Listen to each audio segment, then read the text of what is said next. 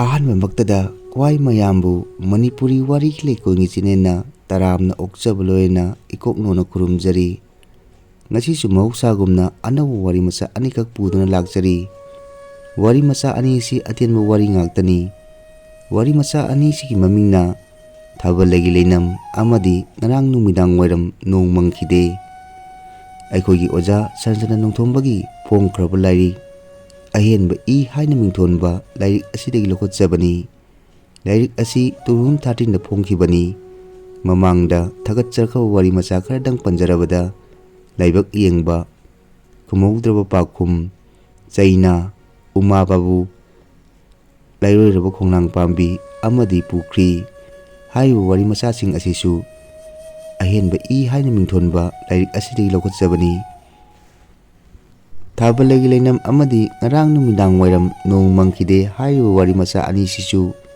ꯑꯍꯦꯟꯕ ꯏ ꯍꯥꯏꯅ ꯃꯤꯡꯊꯣꯟꯕ ꯂꯥꯏꯔꯤꯛ ꯑꯁꯤꯗꯒꯤ ꯂꯧꯈꯠꯆꯕꯅꯤ꯫ ꯊꯥꯕꯜꯂꯩꯒꯤ ꯂꯩꯅꯝ ꯍꯥꯏꯔꯤꯕ ꯋꯥꯔꯤ ꯃꯆꯥ ꯑꯁꯤ ꯑꯇꯦꯟꯕ ꯍꯣꯔꯣꯔ ꯁ꯭ꯇꯣꯔꯤ ꯑꯃꯈꯛꯅꯤ꯫ ꯍꯧꯖꯤꯛ ꯃꯌꯥꯝ ꯄꯨꯟꯅ ꯇꯥꯃꯤꯟꯅꯔꯁꯤ꯫ ꯑꯍꯥꯟꯕ ꯋꯥꯔꯤ ꯃꯆꯥ ꯑꯁꯤꯒꯤ ꯃꯃꯤꯡꯅ ꯊꯥꯕꯜꯂꯩꯒꯤ ꯂꯩꯅꯝ꯫ ꯍꯧꯖꯤꯛ ꯃꯌꯥꯝ ꯄꯨꯟꯅ ꯇꯥꯃꯤꯟꯅꯔꯁꯤ꯫ ꯅꯣꯡꯖꯨ ꯊꯥꯒꯤ ꯊꯥꯁꯤꯒꯤ ꯑꯍꯤꯡ ꯑꯃ꯫ ꯑꯍꯤꯡ ꯑꯗꯨ ꯑꯣꯟꯊꯣꯛꯅ ꯀꯤꯅ ꯍꯜꯂꯛꯂꯝꯃꯤ ꯑꯩ꯫ ꯃꯐꯝ ꯑꯗꯨꯗ ꯂꯩꯔꯛꯄ ꯅꯨꯃꯤꯠ ꯅꯤꯅꯤꯇ ꯃꯉꯥꯏꯔꯤ꯫ ꯑꯊꯥꯞꯄ ꯈꯨꯡꯒꯪ ꯑꯃꯗ ꯒꯁꯅꯥ ꯈꯣꯝꯂꯨꯕꯗꯩ ꯍꯜꯂꯛꯄꯅꯤ꯫ ꯑꯩꯒꯤ ꯂꯩꯐꯝꯗꯨ ꯌꯧꯒꯗꯕ ꯃꯌꯥꯝ ꯌꯥꯝꯅ ꯋꯥꯠꯂꯛꯇ꯭ꯔꯦ꯫ ꯃꯝꯂꯕ ꯑꯍꯤꯡ ꯑꯗꯨꯗ ꯅꯣꯡꯅ ꯅꯣꯡꯈꯣꯡ ꯐꯨꯟꯅ ꯃꯝꯁꯤꯜꯂꯛꯏ ꯑꯃꯨꯛꯀ꯫ ꯀꯨꯝ ꯑꯗꯨ ꯅꯣꯡꯗꯒꯤ ꯂꯦꯟꯅ ꯍꯦꯟꯅ ꯁꯥꯊꯤ꯫ ꯊꯨꯅꯃꯛ ꯃꯐꯝꯗꯨ ꯌꯧꯍꯧꯗꯕ ꯌꯥꯗꯦ꯫ ꯑꯁꯝꯕ ꯂꯝꯕꯦꯟ ꯊꯤꯔꯛꯏ꯫ ꯅꯤꯡꯁꯤꯡꯂꯛꯏ ꯉꯁꯥꯏ ꯑꯌꯨꯛ ꯆꯥꯉꯟ ꯆꯥꯔꯒ ꯂꯥꯛꯄꯗ ꯐꯥꯎꯔꯛꯈꯤꯕ ꯑꯆꯨꯞꯄ ꯂꯩꯔꯛꯇꯨ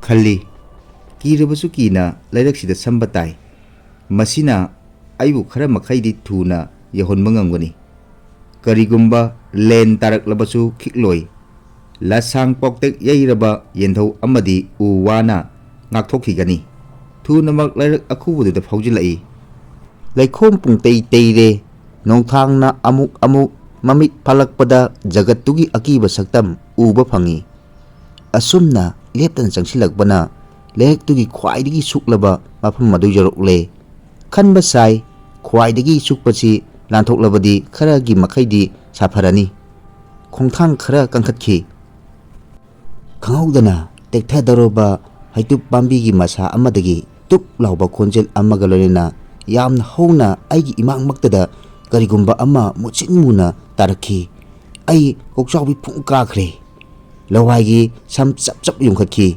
ꯀꯅꯥꯅꯣꯍꯦ? ꯑꯅꯤꯡꯕ ꯌꯥꯎꯗꯅ ꯑꯩꯒꯤ ꯀꯤꯕꯅ ꯄꯪꯊꯔꯕ ꯑꯇꯃꯥꯅ ꯂꯥꯎꯈꯤꯔꯝꯃꯤ꯫ ꯀꯅꯥꯃꯠꯇ ꯈꯨꯝꯂꯛꯇꯦ꯫ ꯂꯩꯅꯥꯡ ꯃꯔꯛꯇꯒꯤ ꯃꯨꯔꯕ ꯅꯨꯄꯤꯒꯤ ꯃꯨꯔꯇꯤ ꯑꯃ ꯍꯧꯒꯠꯂꯛꯈꯤ꯫ ꯅꯪ ꯀꯅꯥꯅꯣ? ꯑꯩꯅ ꯑꯃꯨꯛꯀꯁꯨ ꯈꯪꯅ ꯂꯥꯎꯔꯝꯃꯤ ꯑꯗꯨꯕꯨ ꯀꯔꯤꯁꯨ ꯊꯧꯁꯥꯗꯅ ꯊꯨꯅ ꯌꯥꯡꯅ ꯆꯠꯈꯤ꯫ ꯈꯪꯍꯧꯗꯅ ꯃꯐꯝꯗꯨꯗ ꯄꯤꯛꯂꯤꯕ ꯑꯉꯥꯡ ꯑꯃꯅ ꯌꯥꯝꯅ ꯌꯥꯛꯅ ꯍꯪꯉꯥ ꯍꯪꯉꯥ ꯍꯥꯏꯅ ꯑꯃꯨꯛꯁꯨ ꯀꯞꯂꯛꯈꯤ꯫ ꯑꯃꯝꯕ ꯃꯔꯛꯇꯨꯗ ꯅꯥ ꯊꯥꯡꯒꯠꯇꯨꯅ ꯇꯥꯏ꯫ ꯑꯗꯨꯗꯒꯤ ꯅꯨꯄꯤ ꯑꯗꯨꯅ ꯑꯩꯒꯤ ꯃꯤꯠꯌꯦꯡ ꯋꯥꯡꯃ ꯂꯥꯟꯈꯤꯕꯒ ꯑꯉꯥꯡ ꯀꯞꯄꯒꯤ ꯈꯣꯟꯖꯦꯜꯗꯨꯁꯨ ꯑꯗꯨꯃꯛ ꯇꯥꯈꯤꯗ꯭ꯔꯦ꯫ ꯑꯩ ꯀꯔꯝꯅ ꯑꯩꯒꯤ ꯂꯩꯐꯝ ꯌꯧꯔꯛꯈꯤꯕ ꯈꯪꯍꯧꯗ꯭ꯔꯦ꯫ ꯍꯛꯆꯥꯡ ꯑꯁꯤ ꯇꯟꯅꯃꯛ ꯑꯆꯣꯠꯄ ꯑꯇꯩꯕ ꯐꯤꯔꯣꯜ ꯍꯣꯡꯗꯣꯛꯂꯒ ꯊꯥꯡꯃꯩ ꯉꯥꯟꯅ ꯂꯩꯈꯠꯂꯒ ꯑꯗꯨꯃꯛ ꯍꯤꯞꯊꯔꯦ꯫ ꯐꯅ ꯀꯨꯏꯅ ꯇꯨꯝꯊꯕ ꯌꯥꯈꯤꯗꯦ꯫ ꯃꯤꯠ ꯑꯁꯤꯗ ꯁꯪꯁꯪ ꯎꯗꯨꯅ ꯂꯩꯈꯤ꯫ ꯉꯁꯥꯏꯒꯤ ꯀꯤꯔꯕ ꯁꯛꯇꯝꯗꯨ ꯅꯥꯀꯣꯡ ꯑꯁꯤꯗ ꯇꯠꯇꯅ ꯇꯥꯔꯛꯈꯤ꯫ ꯀꯤꯔꯕ ꯈꯣꯟꯖꯦꯜꯗꯨ꯫ ꯅꯣꯡꯌꯥꯏ ꯃꯇꯨꯡ ꯄꯨꯡ 1 ꯇꯥꯕ ꯃꯇꯝꯗ ꯊꯣꯡꯗ ꯀꯅꯥꯒꯨꯝꯕ ꯑꯃꯅ ꯀꯤꯠ ꯀꯤꯠ ꯅꯝꯂꯛꯄꯒꯤ ꯃꯈꯣꯟ ꯇꯥꯈꯤ꯫ ꯀꯅꯥꯅꯣ? ꯅꯥꯀꯣꯡ ꯊꯥꯡꯒꯠꯇꯨꯅ ꯇꯥꯏ꯫ ꯍꯛꯆꯥꯡ ꯑꯁꯤ ꯍꯨꯃꯥꯡ ꯑꯅꯞꯄꯤ ꯀꯥꯏ꯫ ꯊꯃꯣꯏꯒꯤ ꯃꯤꯍꯨꯟ ꯄꯥꯏꯊꯣꯔꯛꯇꯨꯅ ꯅꯥꯀꯣꯡ ꯑꯅꯤꯗ ꯄꯥꯜꯂꯩ꯫ ꯗꯪ ꯗꯪ ꯂꯦꯡꯕ ꯂꯥꯛꯄ ꯉꯝꯈꯤꯗꯦ꯫ ꯑꯃꯨꯛꯁꯨ ꯅꯝꯂꯛꯏ ꯀꯤꯠ ꯀꯤꯠ꯫ ꯍꯟꯗꯛꯇꯤ ꯈꯣꯟꯖꯦꯜ ꯑꯃ ꯇꯥꯔꯛꯏ꯫ ꯊꯣꯡ ꯍꯥꯡꯉꯨ꯫ ꯀꯅꯥꯅꯣ? ꯊꯣꯡ ꯑꯃꯨꯛꯇ ꯍꯥꯡꯕꯤꯌꯨ꯫ ꯃꯥꯅꯤ, ꯅꯨꯄꯤꯒꯤ ꯈꯣꯟꯖꯦꯜ꯫ ꯌꯥꯝꯅ ꯀꯤꯔꯕ ꯈꯣꯟꯖꯦꯜ ꯑꯃ꯫ ꯑꯁꯨꯛ ꯊꯦꯡꯂꯕꯗ ꯑꯃꯨꯛꯇꯗꯤ ꯍꯥꯡꯗꯣꯛꯄꯤꯌꯨ꯫ ꯄꯟꯊꯕ ꯌꯥꯔꯝꯗꯦ꯫ ꯄꯪꯊꯔꯨꯕ ꯋꯥꯈꯜꯗ ꯑꯅꯧꯕ ꯊꯧꯅꯥ ꯑꯃ ꯂꯥꯛꯈꯤ꯫ ꯑꯁꯨꯛ ꯊꯦꯡꯂꯕ ꯑꯍꯤꯡ ꯑꯁꯤꯗ ꯀꯅꯥꯒꯨꯝꯕꯤ ꯃꯄꯥꯡꯒꯜ ꯁꯣꯜꯂꯕꯤ ꯑꯃ ꯉꯁꯥꯏꯗꯒꯤ ꯑꯀꯤꯕꯗꯨ ꯊꯦꯡꯅꯔꯨꯔꯕꯅꯤ꯫ ꯑꯅꯤꯡꯕ ꯌꯥꯎꯗꯅ ꯊꯣꯡ ꯍꯥꯡꯗꯣꯛꯂꯝꯂꯦ꯫ ꯃꯥꯅꯤ, ꯑꯃꯨꯛꯇ ꯎꯈꯤꯗ꯭ꯔꯤꯕꯤ ꯃꯊꯣꯠ ꯀꯥꯔꯛꯄꯤ ꯑꯃ꯫ ꯏꯁ! ꯄꯪꯊꯕꯤꯔꯒꯅꯨ, ꯑꯩꯕꯨ ꯑꯃꯨꯛꯇ ꯊꯤꯟꯕꯤꯔꯝꯃꯨ꯫ ꯁꯍꯦꯟꯕꯤꯗꯨꯅ ꯑꯩꯕꯨ ꯆꯤꯡꯗꯨꯅ ꯄꯨꯕꯒꯨꯝ ꯇꯧꯏ꯫ ꯀꯗꯥꯏꯗ ꯆꯠꯈ꯭ꯔꯕ ꯑꯩꯒꯤ ꯊꯧꯅꯥ? ꯋꯥ ꯉꯥꯡꯊꯣꯛꯄ ꯉꯝꯈꯤꯗꯦ, ꯈꯟꯊꯕ ꯉꯝꯈꯤꯗꯦ꯫ ꯃꯥꯒꯤ ꯃꯇꯨꯡꯗꯤ ꯏꯟꯈꯤ, ꯁꯍꯦꯟꯕꯤꯗꯨꯒꯤ ꯁꯨꯃꯠꯂꯥꯡꯗ ꯁꯨꯃꯠꯈꯤ꯫ ꯉꯥꯏꯍꯥꯛ ꯑꯁꯨꯝꯅ ꯁꯨꯝꯍꯠꯂꯕ ꯃꯇꯨꯡꯗ ꯒ꯭ꯌꯥꯟ ꯈꯪꯇꯥ ꯇꯥꯔꯛꯈꯤ꯫ ꯉꯁꯥꯏꯒꯤ ꯂꯩꯔꯛ ꯑꯈꯨꯕꯗꯨ ꯌꯧꯔꯝꯒꯗꯧꯔꯦ꯫ ꯀꯗꯥꯏꯗꯅꯣ ꯑꯃꯨꯛ? ꯑꯩꯅ ꯍꯪꯈꯤ, ꯃꯥ ꯈꯨꯝꯂꯛꯇꯦ꯫ ꯃꯃꯣꯟ ꯅꯣꯛꯂꯛꯏ, ꯅꯪꯕꯨ ꯀꯅꯥꯅꯣ? ꯑꯩꯕꯨ ꯈꯪꯗꯕ? ꯊꯥꯕꯜꯂꯩꯕꯨ ꯈꯪꯗꯕ? ꯊꯥꯕꯜꯂꯩ? ꯑꯩꯅ ꯁꯣꯟꯈꯤ꯫ ꯈꯪꯍꯧꯗꯅ ꯅꯨꯡꯁꯤꯔꯕ ꯃꯅꯝ ꯑꯃꯅ ꯑꯩꯒꯤ ꯅꯥꯇꯣꯟꯗ ꯐꯣꯡ ꯐꯥꯎꯔꯛꯈꯤ꯫ ꯀꯔꯤꯒꯨꯝꯕ ꯑꯃ ꯅꯤꯡꯁꯤꯡꯂꯛꯄꯒꯨꯝ ꯇꯧꯏ, ꯑꯗꯨꯕꯨ ꯈꯪꯕꯗꯤ ꯉꯝꯈꯤꯗꯦ꯫ ꯅꯪ ꯈꯪꯏ ꯅꯠꯇ꯭ꯔꯥ? ꯊꯥꯕꯜꯂꯩꯕꯨ ꯈꯪꯏ, ꯃꯤꯅ ꯍꯥꯏꯕ ꯊꯥꯖꯔꯨꯅꯨ꯫ ꯅꯪ ꯑꯩꯕꯨ ꯀꯤꯕ꯭ꯔꯥꯅꯦ? ꯃꯆꯥꯒꯤ ꯃꯩꯆꯥꯛꯅ ꯉꯥꯎꯔꯕꯤ ꯊꯥꯕꯜꯂꯩ ꯍꯤꯡꯂꯤꯕꯅꯤ꯫ ꯈꯪꯍꯧꯗꯅ ꯑꯊꯥꯞꯄꯗꯒꯤ ꯃꯣꯏꯕꯨꯡꯒꯤ ꯈꯣꯟꯖꯦꯜ ꯑꯃ ꯇꯥꯔꯛꯏ꯫ ꯑꯣ, ꯁꯍꯦꯟꯕꯤꯗꯨ ꯃꯈꯣꯡ ꯌꯥꯎꯔꯛꯇꯔꯦ, ꯀꯔꯤ ꯃꯇꯧꯅꯣ? ꯃꯁꯥ ꯄꯥꯜꯂꯕ ꯎꯆꯦꯛꯀꯨꯝ ꯑꯁꯨꯝ ꯋꯥꯡꯈꯠꯈꯤ꯫ ꯍꯧꯖꯤꯛꯇꯤ ꯑꯩ ꯅꯪꯒ ꯂꯩꯃꯤꯟꯅꯕ ꯌꯥꯗ꯭ꯔꯦ꯫ ꯈꯪꯍꯧꯗꯅ ꯃꯥꯡꯈꯤ꯫ ꯑꯩ ꯀꯤꯕꯅ ꯁꯣꯔ ꯍꯣꯟꯕ ꯉꯝꯈꯤꯗꯦ꯫ ꯃꯤꯀꯞ ꯈꯛꯇꯣꯛ ꯊꯣꯛꯂꯝꯃꯤ꯫ ꯑꯌꯨꯛ ꯑꯉꯟꯕꯗ ꯀꯅꯥꯒꯨꯝꯕ ꯑꯍꯜ ꯑꯃ ꯆꯪꯂꯛꯏ꯫ ꯆꯥꯎꯔꯥꯛꯅ ꯆꯍꯤ 60-ꯔꯣꯝ ꯁꯨꯔꯝꯂꯒꯅꯤ꯫ ꯈꯁꯅꯥ ꯊꯤꯕ ꯂꯥꯛꯄꯅꯤ, ꯃꯥꯅ ꯑꯩꯉꯣꯟꯗ ꯍꯥꯏ꯫ ꯏꯕꯨꯡꯉꯣꯗꯤ ꯐꯔꯕ ꯃꯐꯝ ꯑꯃꯗ ꯂꯩꯔꯦꯗꯥ꯫ ꯍꯣꯏ ꯈꯨꯔꯥꯕꯨ, ꯁꯦꯜ ꯊꯨꯝ ꯄꯪꯇꯤꯡ ꯇꯤꯡꯂꯣꯏꯗꯕ ꯃꯐꯝ ꯊꯤꯔꯛꯄꯗ ꯌꯨꯝ ꯑꯁꯤꯃ ꯐꯪꯈꯤꯕꯅꯤ꯫ ꯀꯌꯥꯝ ꯀꯨꯏꯅ ꯂꯩꯒꯗꯕꯅꯣ? ꯊꯥ 3ꯃꯨꯛꯇꯤ ꯂꯩꯕ ꯇꯥꯔꯤ꯫ ꯌꯥꯝꯅ ꯀꯨꯏꯒꯗꯧꯔꯤꯕ ꯖꯥꯠꯅꯤꯗꯅ꯫ ꯈꯨꯔꯥꯗꯤ ꯂꯩꯍꯟꯅꯤꯡꯗꯦꯗ ꯖꯒꯥꯁꯤꯗ꯫ ꯋꯥꯔꯤ ꯃꯊꯪ ꯂꯤꯊꯔꯛꯈꯤ꯫ ꯑꯀꯤꯕ ꯇꯨꯖꯨꯡꯕ ꯌꯨꯝꯗꯨꯒꯤ ꯃꯔꯥꯏꯕꯛꯇ ꯊꯣꯛꯈꯤꯕ ꯑꯉꯛꯄ ꯋꯥꯔꯤꯁꯤꯡ꯫ ꯋꯥꯔꯤ ꯑꯗꯨꯒ ꯉꯔꯥꯡ ꯃꯪꯗ ꯑꯩꯅ ꯊꯦꯡꯅꯈꯤꯕ ꯑꯉꯛꯄ ꯊꯧꯗꯣꯛꯁꯤꯡꯗꯨꯒ ꯑꯩ ꯌꯥꯝꯅ ꯆꯤꯡꯅꯈꯤ꯫ ꯉꯔꯥꯡꯒꯤ ꯑꯀꯤꯕ ꯃꯪꯗꯨ ꯑꯍꯟꯗꯨꯗ ꯃꯔꯤꯛ ꯆꯨꯝꯅ ꯇꯝꯈꯤ꯫ ꯃꯗꯨ ꯇꯥꯔꯒ ꯑꯍꯟꯗꯨꯅ ꯑꯉꯛꯄ ꯋꯥꯔꯤ ꯑꯃ ꯂꯤꯊꯔꯛꯈꯤ꯫ ꯀꯨꯏꯈꯤꯗ꯭ꯔꯤ ꯂꯨꯈ꯭ꯔꯥꯕꯤ ꯃꯃꯥ ꯃꯆꯥ ꯂꯩꯔꯝꯃꯤ꯫ ꯌꯥꯝꯅ ꯂꯥꯏꯔꯩ꯫ ꯃꯃꯥꯗꯨꯅ ꯆꯦꯡꯀꯣꯛ ꯂꯂꯣꯟꯗꯨꯅ ꯆꯥꯏ꯫ ꯃꯆꯥꯅꯨꯄꯤꯗꯨꯅ ꯍꯦꯛ ꯐꯖꯔꯤꯕꯗꯤ ꯀꯔꯤ ꯍꯪꯉꯨꯔꯨꯅꯤ, ꯂꯥꯏ ꯃꯆꯥꯗꯨ ꯃꯉꯥꯏ꯫ ꯂꯨꯈ꯭ꯔꯥꯕꯤꯗꯨꯒꯤ ꯃꯄꯨꯔꯣꯏꯕꯒꯤ ꯃꯅꯥꯎꯅꯨꯄꯥ ꯑꯃꯅ ꯃꯌꯥꯝꯕꯅ ꯁꯤꯟꯅꯕꯤꯔꯝꯕꯗꯒꯤ ꯃꯔꯛꯇ ꯍꯦꯛ ꯌꯦꯡꯁꯤꯟꯕꯤꯔꯩ ꯃꯃꯥ ꯃꯆꯥꯕꯨ꯫ ꯃꯤꯑꯣꯏꯕ ꯍꯥꯏꯕꯁꯤ ꯀꯔꯤꯒꯨꯝꯕ ꯃꯇꯝꯗ ꯃꯇꯨ ꯄꯥꯟꯕ ꯁꯥ ꯍꯦꯛ ꯑꯣꯟꯒꯦ ꯈꯜꯂꯛꯏ꯫ ꯑꯗꯨꯕꯨ ꯆꯠꯅꯕꯤꯅꯤꯅ ꯋꯥꯈꯜꯗꯨ ꯅꯝꯊꯗꯨꯅ ꯊꯝꯃꯤ꯫ ꯀꯔꯤꯒꯨꯝꯕ ꯃꯇꯝꯗꯅ ꯋꯥꯈꯜ ꯑꯗꯨ ꯅꯝꯊꯕ ꯉꯝꯍꯧꯗꯗꯨꯅ ꯃꯤ ꯃꯁꯥꯅ ꯃꯁꯥꯕꯨ ꯁꯔꯝꯆꯠꯇ ꯇꯤꯜꯍꯟꯖꯕꯁꯨ ꯌꯥꯎꯔꯛꯇꯕ ꯅꯠꯇꯦ꯫ ꯑꯍꯥꯟꯕꯗꯗꯤ ꯅꯨꯄꯥ ꯑꯗꯨ ꯊꯣꯏꯅ ꯃꯄꯨꯛꯅꯤꯡ ꯆꯪꯂꯝꯗꯦ꯫ ꯅꯤꯡꯁꯤꯡꯂꯛꯄ ꯃꯇꯝꯗ ꯑꯗꯨꯛ ꯅꯣꯡ ꯐꯥꯗꯣꯛ ꯃꯃꯥ ꯃꯆꯥꯕꯨ ꯀꯔꯤ ꯆꯥꯔꯤ ꯀꯔꯤ ꯊꯛꯂꯤ ꯍꯥꯏꯅ ꯌꯦꯡꯁꯤꯟꯕꯤꯔꯤꯕꯗꯒꯤ ꯍꯦꯟꯅ꯫ ꯑꯗꯨꯕꯨ ꯑꯉꯛꯄꯅꯤ, ꯅꯨꯄꯤ ꯃꯆꯥꯗꯨꯅ ꯅꯣꯡꯃꯒꯤ ꯁꯛꯀꯤ ꯀꯨꯝꯃꯩꯗ ꯃꯉꯥꯟ ꯇꯥꯔꯛꯂꯤꯕ ꯑꯗꯨꯛꯀꯤ ꯃꯇꯤꯛ ꯃꯈꯨꯔꯥ ꯑꯗꯨꯁꯨ ꯅꯣꯡꯃ ꯀꯥꯡꯗꯅ ꯂꯥꯛꯈꯤ꯫ ꯑꯌꯨꯛ ꯅꯨꯡꯊꯤꯜ ꯅꯥꯏꯔꯛꯈꯤꯗꯦ꯫ ꯄꯨꯡꯖꯥ ꯈꯨꯗꯤꯡ ꯃꯤꯀꯨꯞ ꯈꯨꯗꯤꯡ꯫ ꯅꯣꯡꯃ ꯃꯃꯥ ꯂꯨꯈ꯭ꯔꯥꯕꯤ ꯑꯗꯨꯗ ꯍꯥꯏꯈꯤ, ꯏꯇꯩꯃ, ꯑꯩꯈꯣꯏ ꯏꯕꯦꯝꯃꯁꯤ ꯁꯦꯟ ꯊꯣꯛꯅꯕ ꯂꯝꯕꯤ ꯑꯃ ꯌꯦꯡꯗꯨꯅ ꯊꯥꯖꯤꯟꯈ꯭ꯔꯁꯤꯗꯅ꯫ ꯃꯥꯅꯗꯤ ꯀꯔꯤ ꯇꯧꯗꯨꯅ ꯁꯦꯟ ꯇꯥꯜꯂꯨꯒꯅꯤ? ꯄꯤꯛ ꯊꯟꯅ ꯂꯩꯁꯦ ꯏꯇꯩꯃꯅꯕꯨ ꯌꯥꯔꯕꯗꯤ꯫ ꯂꯩꯕꯨ ꯂꯩꯔꯕꯗꯤ ꯐꯩ꯫ ꯅꯪꯅ ꯁꯤꯟꯕꯤꯔꯛꯄ ꯑꯗꯨꯃꯛ ꯃꯤ ꯑꯣꯏꯅꯕ ꯁꯤꯟꯕꯤꯔꯝꯃꯨ꯫ ꯑꯩꯒꯤꯗꯤ ꯅꯪꯅ ꯑꯁꯨꯝ ꯐꯩ ꯍꯥꯏꯕꯗꯨꯅ ꯂꯣꯏꯔꯦ꯫ ꯃꯇꯝ ꯀꯌꯥ ꯑꯃ ꯅꯨꯄꯤ ꯃꯆꯥꯗꯨꯕꯨ ꯃꯈꯨꯔꯥ ꯑꯗꯨꯅ ꯏꯁꯩ ꯇꯝꯍꯜꯂꯤꯕꯅꯤ, ꯂꯤꯂꯥ ꯌꯥꯎꯍꯜꯂꯤꯕꯅꯤ ꯍꯥꯏꯗꯨꯅ ꯀꯣꯏꯄꯨ ꯄꯨꯏ꯫ ꯁꯦꯜꯁꯨ ꯌꯥꯝꯅ ꯊꯣꯛꯂꯦ꯫ ꯃꯃꯥ ꯂꯨꯈ꯭ꯔꯥꯕꯤꯗꯨꯁꯨ ꯆꯦꯡꯀꯣꯛ ꯇꯛꯄ ꯂꯦꯞꯈ꯭ꯔꯦ꯫ ꯅꯣꯡꯃꯒꯤ ꯏꯃꯨꯡ ꯑꯗꯨ ꯃꯉꯥꯟ ꯅꯥꯏꯔꯛꯏ꯫ ꯆꯠꯄ ꯍꯜꯂꯛꯄꯒꯤ ꯃꯇꯝ ꯅꯥꯏꯔꯛꯇꯦ꯫ ꯀꯔꯤꯒꯨꯝꯕ ꯃꯇꯝꯗ ꯅꯨꯡꯗꯥꯡꯒꯤ ꯆꯥꯛ ꯆꯥꯅꯕ ꯃꯇꯝꯗ, ꯀꯔꯤꯒꯨꯝꯕꯗ ꯇꯨꯝꯅꯔꯝꯗꯥꯏꯗ, ꯀꯔꯤꯒꯨꯝꯕꯗꯅ ꯅꯣꯡꯉꯥꯜꯂꯝꯗꯥꯏꯗ, ꯀꯔꯤꯒꯨꯝꯕꯗꯅ ꯍꯜꯂꯛꯇꯕꯁꯨ ꯌꯥꯎꯏ꯫ ꯑꯗꯨꯕꯨ ꯃꯇꯝ ꯈꯨꯗꯤꯡ ꯃꯈꯨꯔꯥꯒꯗꯤ ꯊꯅꯗꯦ꯫ ꯃꯗꯨꯃꯛꯇꯅ ꯃꯃꯥ ꯂꯨꯈ꯭ꯔꯥꯕꯤꯒꯤ ꯆꯤꯡꯅꯕꯁꯨ ꯀꯣꯛꯆꯔꯝꯃꯤ꯫ ꯃꯈꯨꯔꯥꯅ ꯖꯒꯠꯀꯤ ꯍꯧꯅ ꯂꯣꯟꯆꯠ ꯇꯝꯕꯤꯔꯝꯃꯤ꯫ ꯃꯥꯕꯨꯁꯨ ꯈꯨꯔꯥꯇꯣꯟ ꯍꯥꯏꯕꯒꯤ ꯃꯍꯨꯠꯇ ꯀꯀꯥ ꯃꯆꯥ ꯃꯤꯡꯒꯧꯍꯜꯂꯤ꯫ ꯈꯔꯅꯤꯒꯤ ꯃꯇꯨꯡꯗ ꯅꯣꯡꯃ ꯂꯨꯈ꯭ꯔꯥꯕꯤ ꯃꯃꯥꯅ ꯃꯆꯥꯅꯨꯄꯤꯕꯨ ꯃꯁꯝ ꯈꯨꯗꯥꯡꯅ ꯌꯦꯠꯂꯒ ꯍꯪꯈꯤ, ꯀꯅꯥꯅꯣ ꯍꯥꯏꯌꯨꯅꯦ ꯅꯨꯄꯥꯗꯨ ꯍꯥꯏꯕ꯫ ꯅꯨꯄꯤ ꯃꯆꯥꯗꯨ ꯐꯅ ꯀꯨꯏꯅ ꯈꯨꯝꯈꯤꯗꯦ꯫ ꯑꯗꯨꯕꯨ ꯀꯩꯅꯊꯪꯗ ꯆꯦꯟꯕ ꯌꯥꯗꯗꯨꯅ ꯀꯞꯅ ꯃꯊꯃꯣꯏ ꯁꯣꯛꯅ ꯈꯨꯝꯂꯛꯈꯤ, ꯀꯀꯥ ꯃꯆꯥ꯫ Khanghaudana mamadu leimaida wanthadana longna taki gyan taraklaba matamda tannamak chattuna kauri magi kaka machabu. Kamdaugi haibano Mahachandan is nachanupi niko nachanupi. Nupaduna tapna kumlai kamdauruni thokrabanina. Thokrabanina kamdauruni lukhrabidu saukhibaduna luton kakaduna thongjin mayadagi sumchit lauthokuna makut pena kalami. Lengde nupadu marana mapot pharaba migum tumil lei. Kapam makhai kapluraga mamaduna hairei haujipu karinoba tawdausi. Nupaduna munna khalag kumlai ainasu maibi ama hainaramlabani. Kari haujipu maibina kaidawdoriba. Natte tha taret phaklaba asida karinoba tawdausibo. Mamadu tasengnamak bribri pakhatlami makha tarai. Nangna asida thondawgi hangdong lamboiba saramlibroi sa.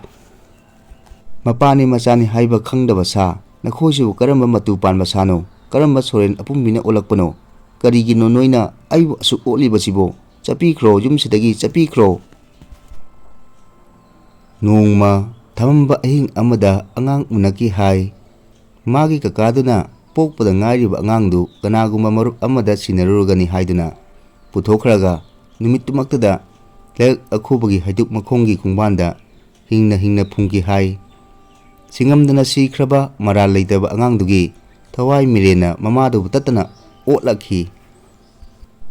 Mathangi nimitta wa launarakhi. Leirak akhubagi haiduk makhongda pokpada ngairiba angang ama pumnambadagi huina khudoktuna leirak asi I naina wai chaire. I nauribi mamaduna madu taraga pakhatkhi. Ngauna phaina machagi khungul lige thorangkhi. Wanthaduna leimaida haithakhi. Mathangi ayuk angambada wa amuk launarakhi. Nupi ama leirak akhubagi haiduk pambida thauri yanduna siramle. Changduna yenglui awabani hangoiraba saktamni. I nauribi nupidugi mafi maron mafam khanglamdre.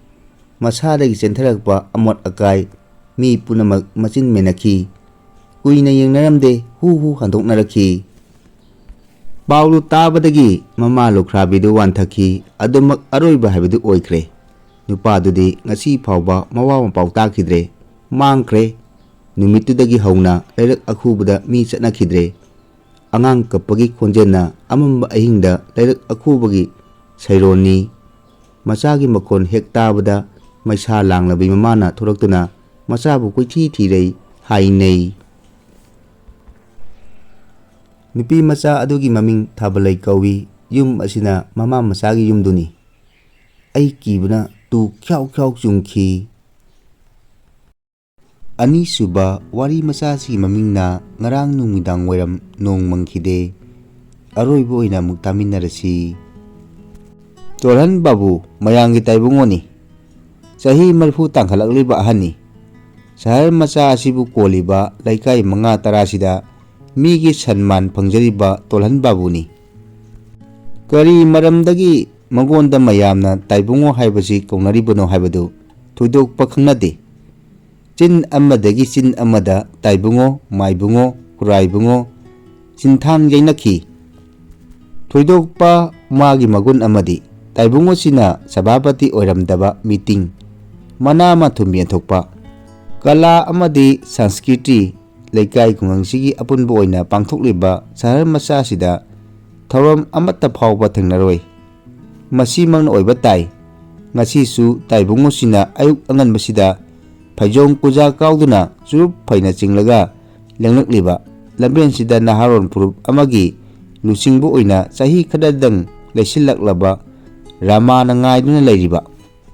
Namaskar taibungo. Namaskar kadomda ibungo.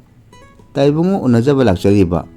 Takpisi hayengi aikhoigi pangthokkadoriba changlen jauba sanskritrigi thorom asida taibungo bu sabapati oibinaba Barton asimatang katsaningduna.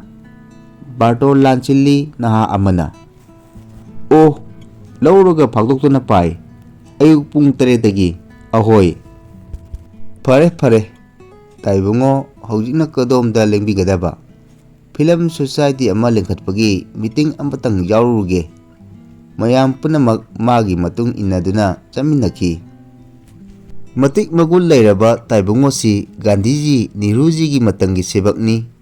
Ngasi faubada maitai rangi machu taba phajom pungyat moja furit inapi sizinari. Magi nongmagi fijon haibabu masi mangai. Marak marakta mugagi waskat nami. Aingba kanda hek khalakpadagi urakpada fijon sidagi helaktri. Thoidokpa amadi achamba fijon asi ising manam tana set sarakpa tatana thengnai. Numitigi numidang wairamdu tolhanbabu hatu mayumamda halaki. Mayum hek yorokpaga mafi maron thuna hongtoklaga macanapi ahan kunjesribu kauthoklaga hai. Bema ipagi fironse jarurida amukta sudok chamthokhallu. Kunjesuri ingak ngai mapungda khali numidang wairamsidabo adubu khumde tuminna adumak lay. Pabung hayang meeting ama lay. Samo chatpa yadaba chalu jarurida sudokhallu. Meeting ki damak kunjesuri na murum soli. Madi asiana amang asoi sokluduna hai boy ningi. Matomda nungingba farokhi. Imung sidadi karamna hingli haiba lekai sina khanungani. Adubu mahaki mapang tolan sahar macha asida leiriba leibak macha singna ikai khumnariba nupa amani. Imung manunggi wadi thoina pandabasu yare. Mamana thokpa thakli. Uchan maira thaduna yonba mana masing henjang napidagi nongmagi phanglakpa sendongna kariguma matamdata tatana toina sakum leirang mai mutpa palluduna kanade. Mathangi ayuk anganbadu tolhanbabu ngantan hagwatli. Pibla matum chuna phamli. Surida chenthariba yumgi saidagi tarakliba aratpa leitraba nonglising yengli. Piklaba isengi akanba ithak ipom marakta yangna tauthariba kungongi kumai angang masagum mamit kuptana yengli. Kari khalibana mahak mangon kachinda yendhogi polangkhokto yaliba masum tap tariba tharaba maitai rangi furit phajomda amuksu yengi. Madudagi tarakliba tap lauba makholdu taraga inglaba nungjugi ayukta masa pumba humang anapi kangi. Ayuki pung taruk tarakle upai leite hangat handa satuna khangi. Khanghaudana thongalomda uktorisogi makhol ama taki. Mahakpu lauba laklamba oiba tai. Lot khasira khali ngaida ramana satin khandokduna kumtharakpadu uki. Soidana uramlani upai leite mahak yorokpa ngaidana lay. Namaskar taibungo namaskar. Pung 3:30 takre. Lengnaba tawrasi. Nong chubasida khudong charoi khanjaduna otosi pujaraklabani. Ngasi toklasira khanduna lejaramlaba. Haifang khangdana haidokhi tolhanbabu. Karigini na taibungo ramana ngakna hanglakhi. Hakchangsi onthokna ngangkhidre sakpham khangan haninki. Kari wano taibungo ramana saukhibana masa thak nikna khumlai. Makha tarakhi ningbidaba yade program sembada taibungona sabapati oibigani haiduna taurang jakhrabadubu upai leite mamingto oina lenghusi taibungo. Chatpa yabagi kudongmu leirabadi aigidi thoidokte. Aduda upai mangkhrene ibungo. Ngamiroidaba leirabadi ngarangna singdokpiramlabadi penjaramgani. Karidi tawni nong ngasi chugi haina taklamde ngarangdi. Bahak ama tajadreda taibungo. Tu machum tap tariba magon kachinda yaliba purit phajomda thiladuna. Ngarang numidang wairam meeting mafamdagi suti tangkhai lauraga nachanbu sudokhanbani. Asuba natrabasu atai firon kadi. Leite makhut khalai. Rama wang phang khangde. Sor mapi sangna honduna ngayhak tumin lepi. Matang asida aigi wari macha losinjare Khwai pumnamakpu amukka hanna ikoknona khurumjari.